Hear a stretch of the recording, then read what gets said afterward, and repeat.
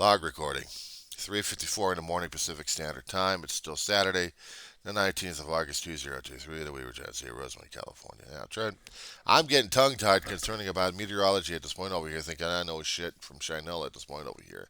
But it pisses me off that an East Coaster knows anything concerning about the West Coaster, and they haven't lived out here long enough. They hadn't studied our weather enough that we don't get hurricanes, and they know that. One gentleman is trying to give us general advice on how to deal with hurricanes. We've dealt with El Ninos. We've dealt with storm depressions coming through the place. We've dealt with street flooding. We've got people taking care of that kind of situation. Some of the Angelinos have lived out here long enough in this damn state of ours, especially in the Southern California regions. They know we don't get hurricanes. It's I know, I'm having a hard time trying to grasp on this one here. It's not scared. I wouldn't be terrified of high winds because we get them all the damn time out here, between 30 and 50 miles. Give me a break. That's a summer breeze out here in the upper desert regions. The lower desert regions, I can understand if it hits in there, but the damn geography we've got is going to turn that storm system, and not to mention the damn cold water we get off the coast of California. It's going to turn that damn thing into a puppy dog. Come on. How do I know this? I lived through El Ninos before. Give me a frickin' break. We don't have the warm water capability necessary to keep that son of a bitch, Hillary, in power. I'm talking about the hurricane. That's it. I'm not getting political at this point over here. But I am dealing with a bag of hot air and hot wind coming through. Now, granted, yeah, off the coast of California, closer to Baja, Mexico, or to the tip of it, they've got the warmer waters. They've got the energy from the equator a little bit upwards. But you're talking about the counter concerning about up north coming down south. I'm talking about the water temperature itself. Now, it's not going to feed this bastard. It's going to starve it out. So once it's moving up the coastline and hits land, you know what land does to a storm system? Chews up its energy left and right. It's no wonder we don't get the strong enough winds out here in the upper desert regions. But out there in the coastlines and in San Fernando Valley, I don't worry about it because we got hillsides. We don't have strong, tall enough mountains, except maybe the Santa Monica's. We got the Angeles areas, uh, Angeles National Forest. We got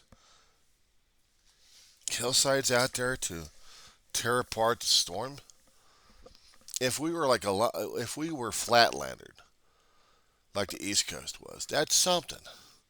We'd get nailed by storm systems left and right, be just like them. But the problem is we don't have the energy for it. We have the geography to tear the damn thing up.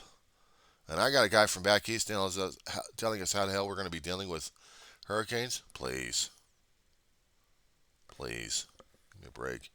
You're not California, you're East Coast. You know how to deal with your end. Our end.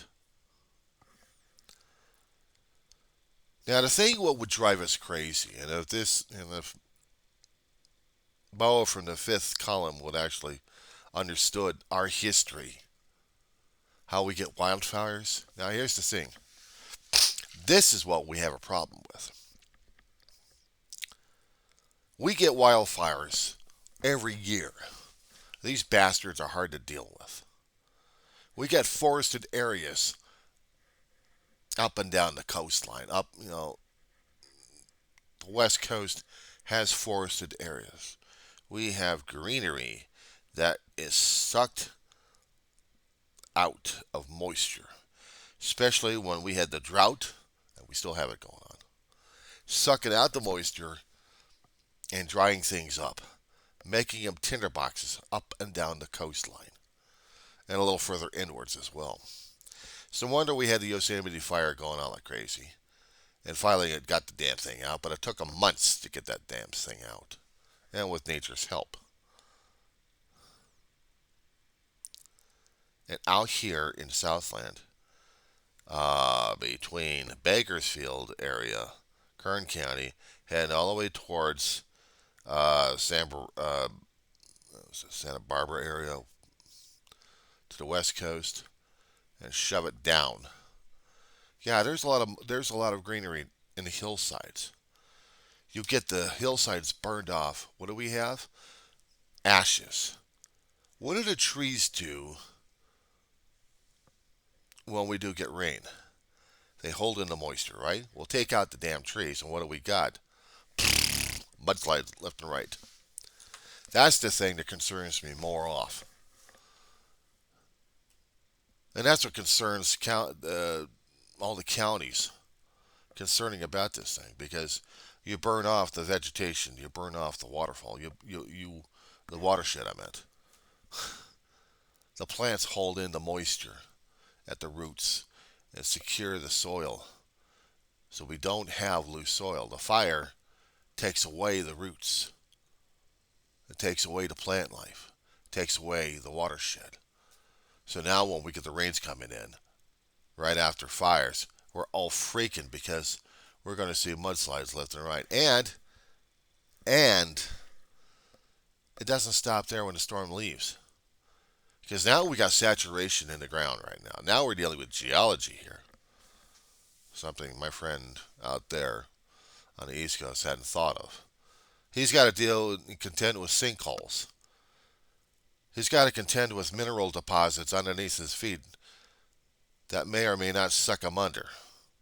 Get enough moisture in there and dissolving a lot of minerals in there, and guess what? Sinkhole City. Yeah, I studied the maps over there.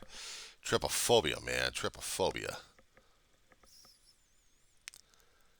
That's why I don't study the sinkholes out there because they give me too much of a headache and a nightmare to deal with that one. But we've already got nightmares to deal with here too. We got mudslides. We got rock slides. We've got moisture that's not held in.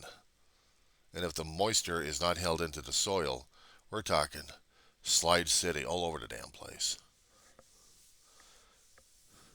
It can be perfectly dry and a perfectly clear day, and all of a sudden we get cliffs being crumbled because of either too much moisture in the ground and it's oversaturated, or there's not enough saturation in the damn thing to hold the ground together. And then we see the slides. Geology 101. Yeah, I had to take Geology 101 a long time ago, but also retake it again in my adulthood just to understand what the hell was going on in California. Not too many people will try to figure it out because not too many people will give a shit about it. But that's the problem. They don't give a shit. I do. I live here. It's my home. I got to see what the hell's going on, weather-wise, and not to mention geology-wise. So, yeah, I'm skeptical concerning about the hurricane coming over here. I don't think. I'm gonna turn this damn thing off here, or just put on a pause. I don't think that son of a bitch is coming over here and kicking our ass royally. But then again, I'd be looking at it like la di da di da. No, because I've seen strong storm systems coming in lesser than our hurricane strength and still do some damage. Except usually some of the damage is mostly in the deeper desert regions. And for those areas that have already been torn apart last few years from fire. And it starts destroying everything left and right. Other than that, I'm not worried.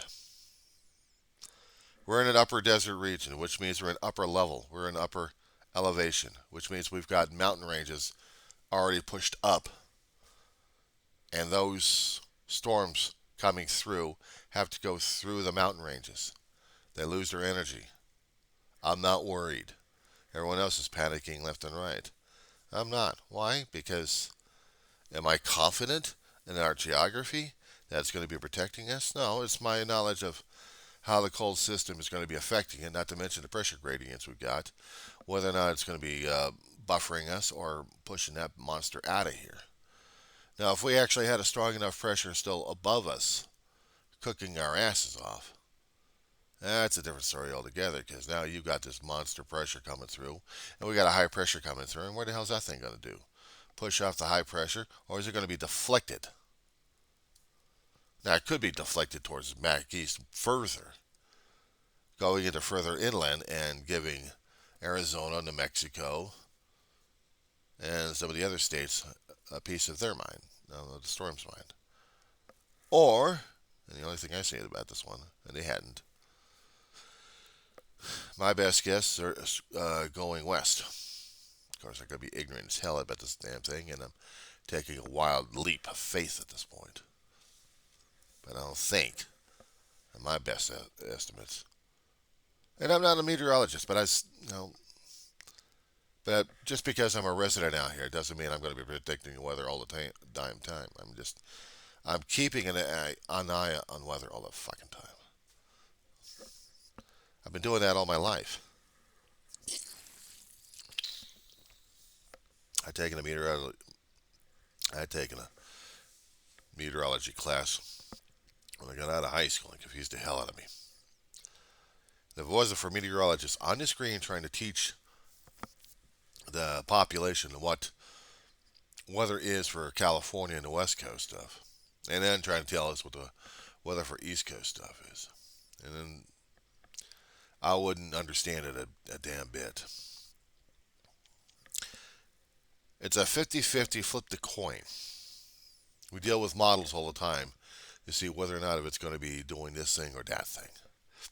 We keep track of the pressure gradients coming through and whether or not they're going to be bringing in the moisture left and right to drown us or maybe to bypass us altogether. I'd seen a lot of weather patterns in California. Lived through the damn things. I've also seen it how it affects the geography and geology a little bit. People scream out, "What? It's when we get earthquakes out here, moving of the earth." They'll say it's earthquake weather. Since when is a pressure gradient going to be affecting Earth magma movement and the Earth's mantle up to the crust? And since when is it going to be affecting Earth crusts when it shifts left and right? We have a sliding fault line. We have the Pacific plate, we have the North American plate, and they're moving. The Pacific plate and the North American plate are moving like this. And we get it on the San Andreas fault line. All the way from the Baja Peninsula down the Gulf of Mexico, down the waters of the Baja, all the way up north. Some people claim that there's going to be a 10-pointer out there that's going to be destroying California. We're going to be falling into the ocean. Maybe, maybe not. But we haven't had any geologic evidence to support a 10-pointer out there. We've made movies about it, but we haven't got anything like that. 7-pointers, yeah, we have a geologic history about it. All you got to do is just follow the seismographs on those damn things, and I'll tell you. In certain areas, at certain times, it will, but we don't know those times, and we can't predict the areas as well because we haven't gotten that good predicting Earth movement. There are no clear signs like meteorology is.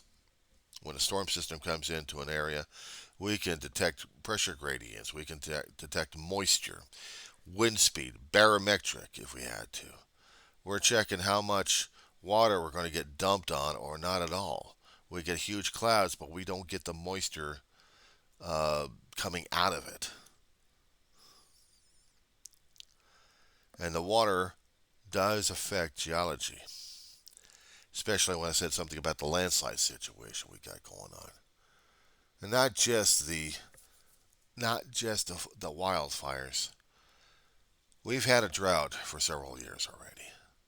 We've got moisture we're sucking up dry in a lot of areas. And while we had the storms trying to replenish what supplies we had left, the water seeping into the tables and into the ground are shifting us a bit. In the hillsides, yes. But in the ground, what concerns me if we actually do have pockets out there where soil creep is, but also soil erosion underneath, if we're going to be getting sinkholes. That's what concerns me about the geologic nature of California. If we do actually have certain mineral pockets out there, we could be looking at sinkholes. We haven't had that many. We haven't had reported sinkholes. At least not major ones, maybe minor ones, yeah. But we actually had it where our roads are not handling the water stress, uh, how much water is getting on the damn roads and disintegrating them left and right.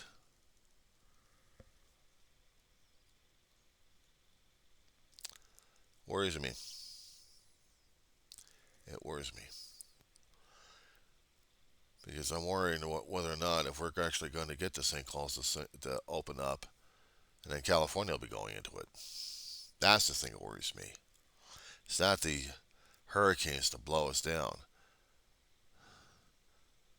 It's the mineral dissolution that I worry about.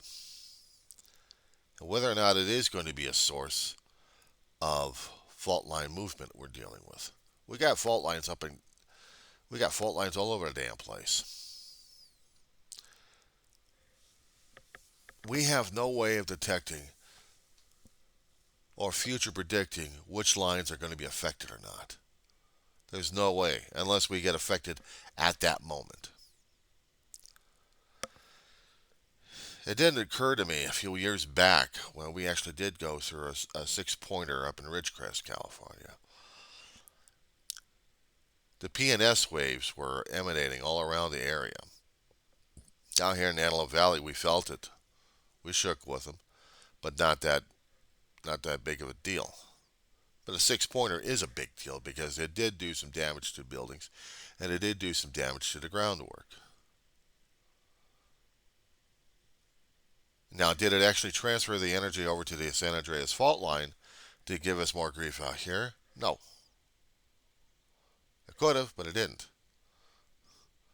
What worries me is if the water table isn't stable enough in the grounds, whether or not we're actually going to get movement or not. And if we are going to get movement, from where and how, when? What are we looking at regarding the movement? And just how far is it going to happen? There has to be so much pressure, or actually it has to be loosened on the pressure. There has to be energy loosening on it. I mean, just shifting those massive plates in certain areas, it does release a hell of a lot of pressure. But when it's still there, it's more pressure that we have to deal with.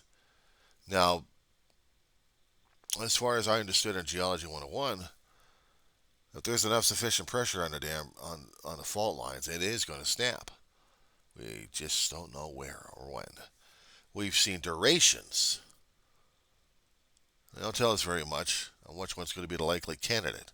We keep seeing it's going to be Southern California. Around the Salton Sea, we see it a lot. Up in Northern California, we'd see a little bit more shifting, 3 or 4s, magnitude 3 or 4s. Out in the Salton Sea, about 5, maybe if they're lucky. They'll get cluster shifts of movement out there. But does that energy actually transfer into the fault lines we've got out here, ranging from the Salton Sea all the way up to Frisco, San Francisco? I still call it Frisco. I'm sorry. I'm a native and I still call it Frisco. But then we got to call Los Angeles something else, don't we? We got to call it a different name. Go for it. The city of the mudslides? Of fire zones? Be my guest. Earthquake City? The thing is, we're not like Japan, though. The Japanese Isles have more, and up in Alaska, they've got more geologic activity out there along the Pacific Rim of Fire than we do out here. I mean, we do get them from time to time, but it's not that crazy. It's not that crazy out here just yet. Now, there had been periods of time that I remember we actually had within the past lifetime I've been here. I've been through several earthquakes. I try to remember most of them. Sometimes I had to keep going back to history to see how many quakes we actually had. If it was above a 5, I could try remembering them. We're talking about 4s, forget it. Magnitude 4, sleep through those damn things, no problem. When we're dealing with a 5, then I'll get your attention. I roll you out of bed and say, what the hell's going on? A 6, then I'll get you out of the house or the apartment. Or just stay here until you see these things crawling down. Ugh. Yeah. That's what we're dealing with. But we're dealing with a hurricane coming down the pipeline here, or actually up the pipeline, so to speak. We've had tropical depressions moving in. We've had storm systems moving up. We shouldn't be freaking out as much. Come on. This is a walk in the park. Come on. I'm going to be eating my last words on this one by making some kind of weird-ass prediction that the weather that we're getting right now is going to be climate-driven. And this stuff, it probably is climate-driven. I'm talking about maybe an El Nino effect, not the La Nina. That doesn't give us enough atmospheric issues. But El Nino, oh yeah, that one will. So, quite frankly, I'm not worried about the damn hurricane. It's just another blowhard coming through. We'll get the storm systems moving over the Southline. We'll get them over the damn deserts. They're nice and pretty. Give me a damn camera. I'll be taking some snapshots of the damn thing. But anything concerning about flooding? If we're going to be getting sufficient enough rain, then I'll worry about a damn thing. I'll worry about whether or not if the hillsides that have already been affected by fire are going to get it, or if the hillsides and the landscape hadn't had enough moisture to suck in the water. What happens if it gets super saturated? See, that's the thing on the East Coast. They're dealing constantly with the super saturations all the time and the flooding because of their low lying. But us out here with the higher geography, with the higher elevation levels, give me a break. But what concerns me at that point is even with the higher elevations, it doesn't solve our little hurricane problem. No, it just adds to the mudslides that we get, the soil creep that we'll be getting. Because of the drought situation that we've been having out here in the West Coast, our ground will probably be welcoming the moisture. But there's going to be certain levels that it cannot take anymore. And that's what we have to worry about more. I'm more worried about the soil creep. I'm more worried about the damn mudslides than I'm worried about rain coming through. It's how much moisture that our ground can actually take and absorb and keep into the water table without us being inundated and overwhelmed by it. That's what I got to worry about. 11th thing to think about this Saturday morning, I'll tell you that much.